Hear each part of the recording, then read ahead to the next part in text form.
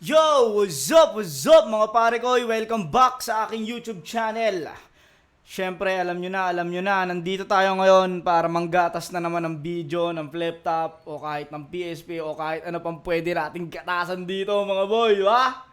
Siyempre, alam nyo na, gaya ng dati, yes na natin. Yan! Nandito tayo para manood at mag-enjoy ng mga battle ng mga old god at ng mga new god. Oh, old, new, tangina new. Siyempre, etong battle na to ay ano lang tayo, chill lang muna tayo at ito ay battle ni Sequence versus Husky. Kaya ba natagalan, let's get it on. Shoutout din, Neck Legion Belly. Yeah. Nanalo ng point to si Sequence. Pili niya mauna si Husky. Tig-2 minuto dapat. Isa buhay 2023 battle ang parating. 5 ang hurado natin. Isa buhay pala to. Wait lang. Okay. Pakinggan natin unang banat. Gubat 11, Husky. Yeah! Flip top game! Sequence! Nice, sir! San mo nakuha name mo? Sa pagiging dicer?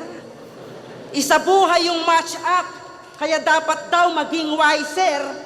Sa ampaw na puro sigaw, daig pa Baron Geisler! Ano? Tangina. Ni hindi mo nga kayang tumugma ng maayos kaya bagsak ka sa akin kung usapang poetry.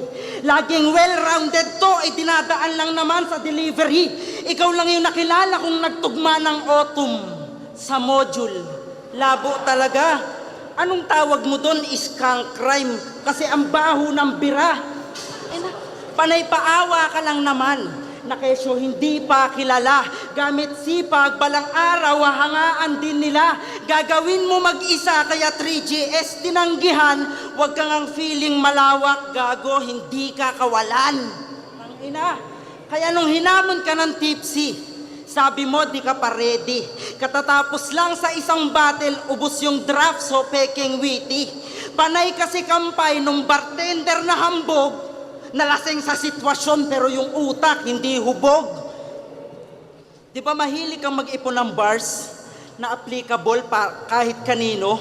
Para kunwari, advance, panggap na matalino, sabay acting ang veterano kahit mulang si Berting Labra, pero kung usapan ay estilo, trying hard kang maging abra. Oh, kaya nung pandemic, wala daw siyang inatupag kundi pagsulat. 24 verse challenge, lutong nung palo, tapos yung banat mo ang kunat. Nice try. Ang masasabi ko, that's whack. Paano ka mananagasa ng rapper wala ka naman track?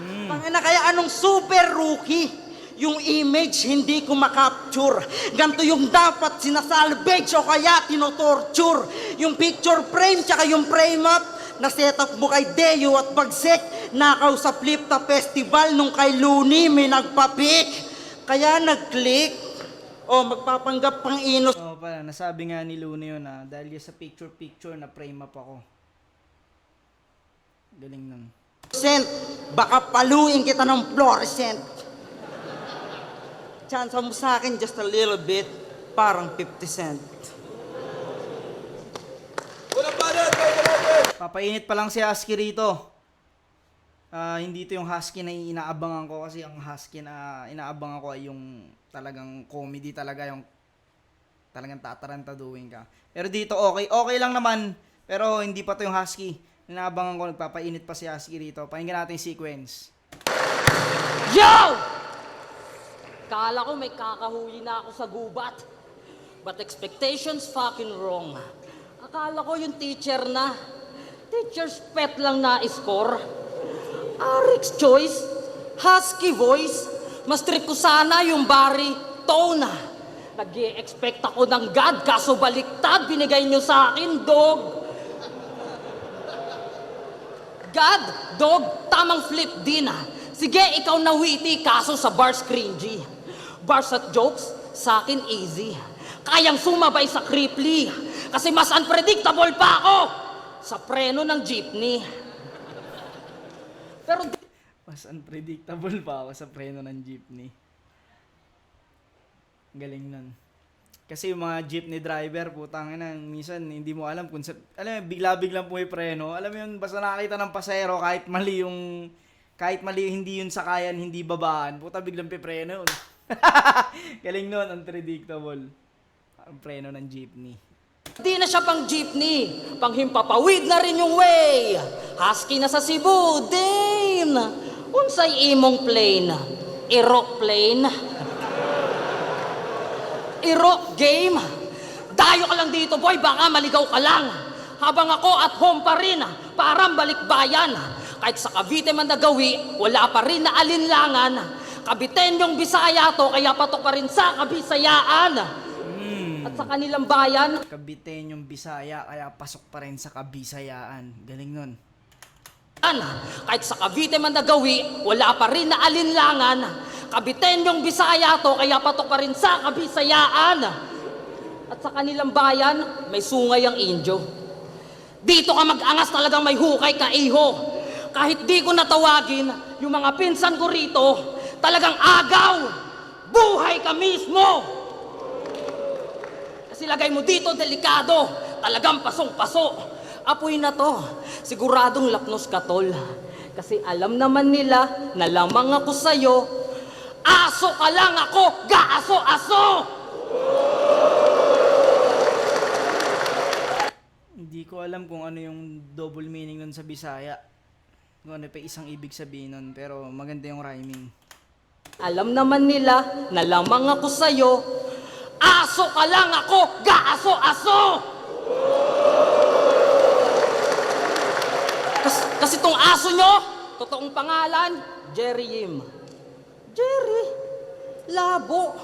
Pero ito mas klaro. Kaya pala may Jerry, yan. Kasi asa. Asa, yawards tinde. Puging-pugi, filled in. Husky ka pang nalalaman, gago, mas mukha kang sigbin. Oo, mukha kang sigbin. Kasi nga, ang pangit mo. Experience lang talaga, advantage mo. Sa larangang to, ikaw yung back and forth, pero yung rap game, tol, di mo na master to. Rhyme scheme, hassle, no? Kaya paano mananaig sa battle to? Kaya kapag ako nang ibabaw after tol, dun lang ako magiging underdog. New Jollibee Mix and Match combos. Now with 6 mains and 6 sides. Starts at 75 pesos. Restart? Sa games lang yan. Kaya dapat may plan B. Get life insurance with BDO Life. Round 1, kita naman natin may mas momentum si ano rito, si Sequence. At gumamit din siya ng mga Bisaya na salita na nagets din ng mga Bisaya na dalan-dala ng mga Bisaya. Parehas lang sila ng enerhiya parehas sila ng boses, parehas sila ng deliver, pero mas marami lang talagang punchline dito si Sequence na lumanding na maayos. Para sa akin, Sequence tong round 1. Pakinggan natin round 2. Putang ina. Pilit nilalakihan yung boses. Nanininda ka ba? Anong gusto mong isipin namin? Big boy ka na? Yawa! Ganda nun. Isipin mo, big boy ka na. Nanininda ka ba? Anong gusto mong isipin namin? Big boy ka na? Yawa! Gamay pisot, kaluoy bay. Pag human lang bisag, mahadlok ang bayot, do or die. Tangina, kamukha niya daw si M-Site at J Black. Wala sa itsura yung honor game. Nakakatakot ka pa siguro kung dun ka sa horror train. Typical na MC napakalabong itala sa Hall of Fame. Samahan mo na lang si Deyong maglakad sa Walk of Shame. Mga ambisyoso. Ganda na. Walk of shame. Typical na MC napakalabong itala sa Hall of Fame. Samahan mo na lang si Deyong maglakad sa Walk of Shame. Mga ambisyoso, desperado, wala namang progreso. Sa proseso, walang respeto, hindi makontento sa ingreso. Ngayon yung ulo mo may presyo, kaso sa gubat ka nilapag, ikaw ngayon ang tupang sakripisyo sa piging na walang habag. Mapangis, matalas, sensitibo ang pandinig, sa lugar na kung saan dugo mo mismo ang dilig. Gagawing palamuti, pati warik ibibigti, 11 after ng gubat, kabilaan mong binti. Oh, ako naman magtatanong, Boss Arik, ba't ito lang? Ang laki ng binabayad mo sa akin ah. Tapos ito lang. Ano bang sabi niya sa'yo? Kaya mo akong mapatumba? Baliwala yung April Fools kung March pa lang niloko na. Galing nun. Bale, wala yung April Fools. March pa lang, niloko na. Yung April Fools kung March pa lang niloko na. Ano, mayabang ba yung dating? Naiinsulto ka? Bantayog mo, pangarap lang, bantayog ko, ribulto na. Ganun ako katigas, sinapuso ko ng buo, umaro-mano, umulan, na natiling nakatayo yung 100K ng isa buhay, sa akin di mahalaga. Kumpara sa milyong taong nagawa kong sumaya, di ko kailangan ng corona o maging akin ang taon. One of the greatest of all time, ako ng aking henerasyon. Alam kong madami kayong gusto akong makitang talunan, kaso panis pa rin kayo sa napakadaming dahilan. Di mo ko maiisahan, alam kong hindi ka mangangaso. Naaamoy ko patibong pag sumayad na sa damo. This is my jungle, tang ina mo! Awoo! Awoo! Awoo! Ay, iba pala yun. Sige, time na. Ito, mas okay round 2 ni Husky rito. Mas gusto ko tong round 2 niya. Ramdam ko na yung presensya niya dito at pinaita niya na kung gaano siya ka... Parang inano niya si Sequence dito na tangina, masyado ka pang malayo sa akin. Baga, dito inano niya rito. Dinarag niya rito si Sequence. Pakinggan natin round 2. Yo! Nagyayabang ng achievements, grabe naman, nakaka-hurt.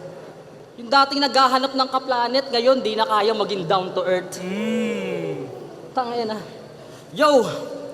Habang tumatagal, pakorni na ng pakorni yung jokes ng gago. Panandalian lang yung hype mo. Parang kosang Marlon. Buti pa yung may clown sa pangalan, nagbago. Yung tira, magarbo. Ikaw pinatunayan mo lang lalo na di mabubuo yung salitang payaso kapag walang aso. Lalo, nung quarantine battles pa na yung starter sa match. Kasi imbis mag-practice si Husky pa na yung farming sa vlogs. Di naman ako against dyan. Kaso pabayaan na sa battle lang wak. Ang bobo ng kornyo, puro farm lang, tapos cancer sa clash. Kasi di na ma-enhance pa yung writing, kaya inalat tong sabaw. Sanay ka lang sa stage, diving, oo, pag sinasalo ng crowd. Kasi ikaw ang palito ng battle rap. Tamang stick sa comedy. Bootleg ni Shernan, gusto lagi may concept din. Kaya nung laban niya kay Mickey D, para bumenta, nagpaka-grocery. Di kasi madaan sa poetry, kaya nagpakita ng poet. Ew. Butler na walay buot.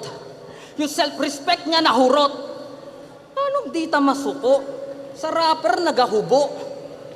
Urag kanon na dukot, perting ituma sa lubot. Yawa ka. Pangalan mo pang Siberian, tapos lubot mo pang Nigerian. May lupa-lupa pa. Pwedeng gawa ng subdivision ni Villar. Kaya what's up, entay kamin, na yung baluti sa lawal lang. Ngayon nandito ka sa gubat. Sang Tarzan naman dyan. Oo, mag-Tarzan ka na lang. Total mahilig ka naman sa stupid things. Kung mandiri kay Sir Deo, kala mo hindi siya yung OG ng nudity. Kasi yung laban niya recently, kala mo talaga kay Sir Deo, nag-cringe siya. Eh yung itsura mo nga doon, parang gusto mo pang makipag-threesome. Eto real lang. Talo ka sana kay Sir Deo kung di niya ginawa yung gay porn. Anong say mo? Sa'yo favor?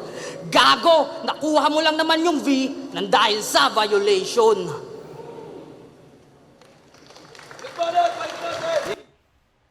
Medyo mahaba lang yung medyo mahaba lang, medyo matagal lang yung tumakbong oras bago bago magkaroon ng malalakas na punchline si Sequence dito sa round 2. Parang nag-start na siya dun sa nagbisaya siya. Dun nag-start yung punchline niya.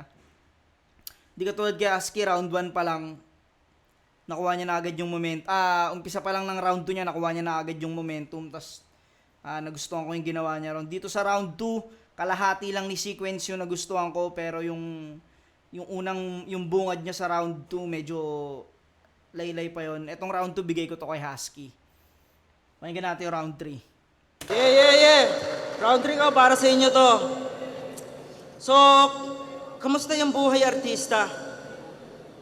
Okay ba yung racket? Nilagay ka ni Coco Martin sa bag tapos nandukot ka ng wallet. Tangina, tuwang-tuwa si Boss Arik sa'yo. Pag nagra-rap ka, parang naka-timelapse. Sobrang liit na ito, mukha siyang karakter sa Minecraft. Kala mo talaga katangkaran eh. O gusto mo, usapang eroplano. Tanginan to, lakas ng tama. Si Sequence nakaganto habang nakadungaw sa bintana. Flying ka, sir? Eh kung sapaking kaya kita, ang ganda sana ng buhay mo kung hindi ka lang tanga. Putang ina neto, nagkamotor lang yung pormahan, kala mo lagi ng babangking. Nagkamotor lang yung pormahan, kala mo laging babangking, di ba? Gago. Ang putang ina neto, nagkamotor lang yung pormahan, kala mo lagi ng babangking.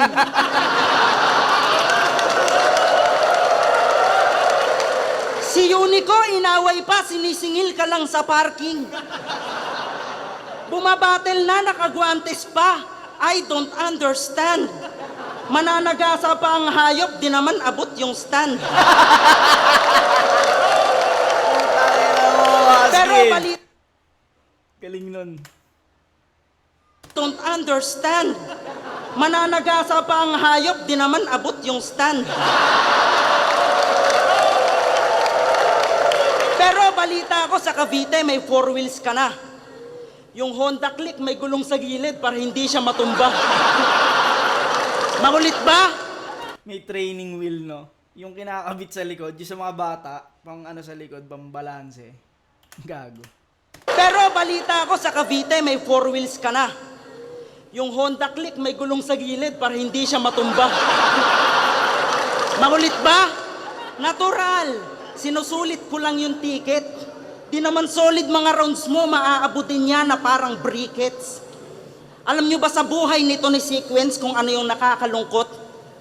Wala ka ng kanta, wala ka pang kantot. Viva Max Pamor!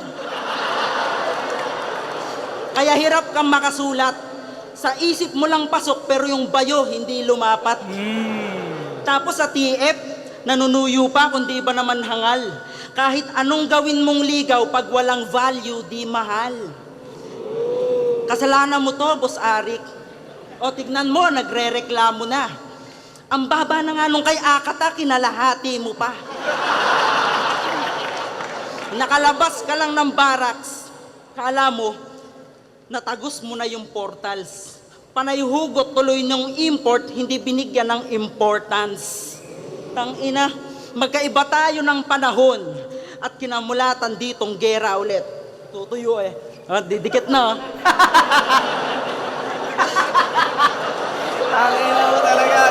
Ang galing niya kasi sa ganyan, alam mo yung nasasalo niya. Nasasalo niya yung ano niya eh. Hindi siya choke, totoo na ano siya, parang natuyuan talaga siya. Tinaita niya. At kinamulatan ditong gera ulit. Tutuyo eh. Didikit na.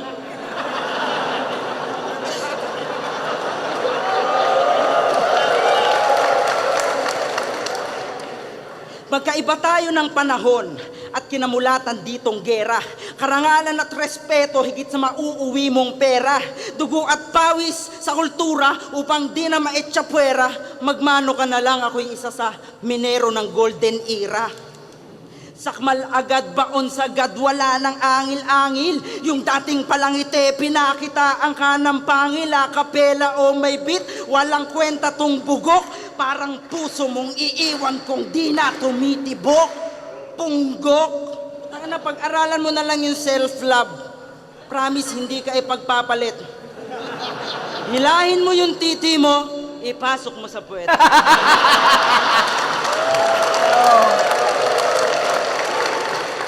Ito yung husky inaabangan ko itong round 3. Ang ina. Self-love, hindi ka ipagpapalit. Hilahin mo yung titi mo, ipasok mo sa puwet, di ba? Utang ina mo, husky.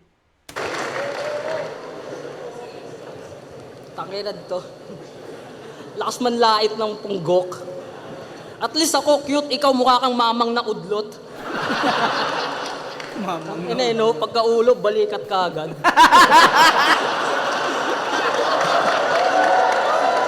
pagkaulo, balikat agad. Na udlot. Ina no, pagkaulo, balikat ka agad. Grabe ka, husky. Ganyan yung mga katawan ng mga kontrabida sa One Piece.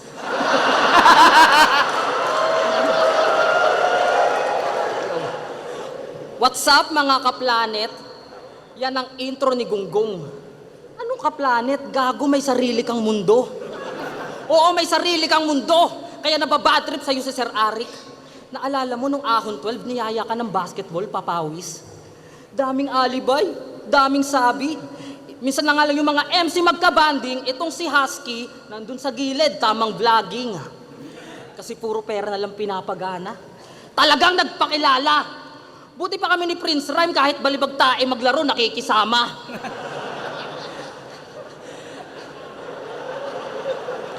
Kaya di ka makarelate sa intensity ng laro. Yung halos masaktan na nga. Yung tipong isang foul pa lang kay Sir Arik, may bumubulong na kagad ng putya, tanggal ka na. Ano nga? Simpleng laro lang yun sa'yo? Oo, simpleng kasiyahan. Ang masakit lang, pinagpawisan namin, nagawa mong pagkakitaan. Pero nagbunga na rin yung katangahan. Kasi naghahanap ng vlogger sa Batang Quiapo. Kaya si Husky chinat agad. Inalok si Loco ni Coco. Dali-dali niyang tinanggap. Abang kinakausap si Tarantado, mangiyak-ngiyak. Sabay bumanat si Coco Martin ng Husky. It's a prank! Gago! Anong akala mo porket vlogger ka, matik yun? Kung may deserve ng spot, ikaw agad, pre, awit yun. Sabi niya, vlogger naman ako. Pre, awit yun. Kung may deserve, ikaw agad. Pre, awit yun. Si Awit, no? Kasi tropa ni Husky si Awit, na vlogger. Gago! Anong akala mo porket vlogger ka, matik yun? Kung may deserve ng spot, ikaw agad, pre, awit yun. Sabi niya, vlogger naman ako. Rapper pa ako. Is there something wrong? Gago, may bulldog na kasi sila. Di na nila kailangan ng husky doon. Paano kasi? Bida-bida gusto agad si Coco palitan ng role. Anong papalit kay Tanggol? Sino ka? Si Tahol.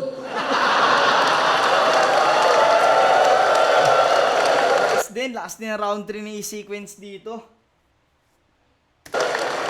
Pati Battle of YouTubers, papasukin niya na daw. Feeling heavy nga yan. Desperate galawan. Kahit 2-on-1 pa daw, tamang flex ni Yabang.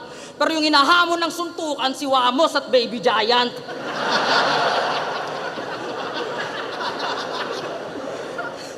Trending nga yan, para madaming likes. Tsaka tigilan mo nakakakulab kay pareng type na puro hunger strike. Ang inang to, gagawa ng motovlog gamit bike.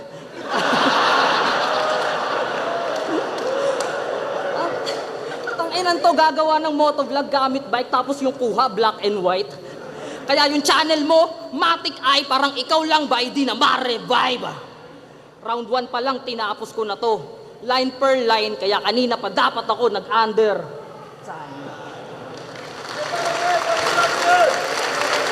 Parang silang solid dito.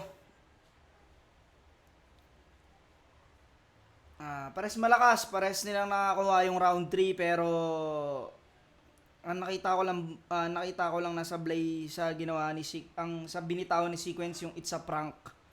Yung It's a Prank, hindi parang walang dating yun. Para sa akin, hindi katulad ni Husky lahat ng sinabi niya sa round 3 pasok. Pero ang galing ni Sequence alam mo yun? Parang yun lang, yun dun lang sa ano. Yun lang yung nasilip kong butas dito. Yung dun sa It's a Prank, parang haba kasi ng setup niya ron eh. Para lumanding lang dun sa It's a Prank. Yung may paiyak-iyak. Pero pare sila magaling dito, pero para sa akin round 3 Husky yun. Round 1 sequence, round 2 Husky, round 3 Husky. Pero pakinggan natin kung anong boto ng Horado. Gubat 11, isa buhay 2023 battle. Tsaka mas malakas yung mga punchline ni Husky. Kahit pare sila ng dami ng punchline, mas malalakas yung binitawan ni Husky. Yung natuto ka lang, nagkaroon na ng motor, kala mo lagi magbabanking. Gusto ko yun. Pati yung ipasok sa puwet. Yun, mag-iayos pang beses para kay Sequence at para kay Husky. Pwede lang, pareho silang panalo doon. Pero ang boto ng Horado, 3-2, advancing sa isa buhay, mag-iay tayo lahat para kay Husky. Dito, no? Dikit. Pakinggan natin yung ano ng Horado. Isa lang.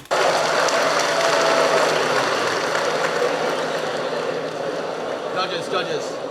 Marshall. Isa ako sa bumoto kay Sequence. First round clear kay Sequence, second round clear kay Husky. Close Pares kami. Husky. Sequence Husky.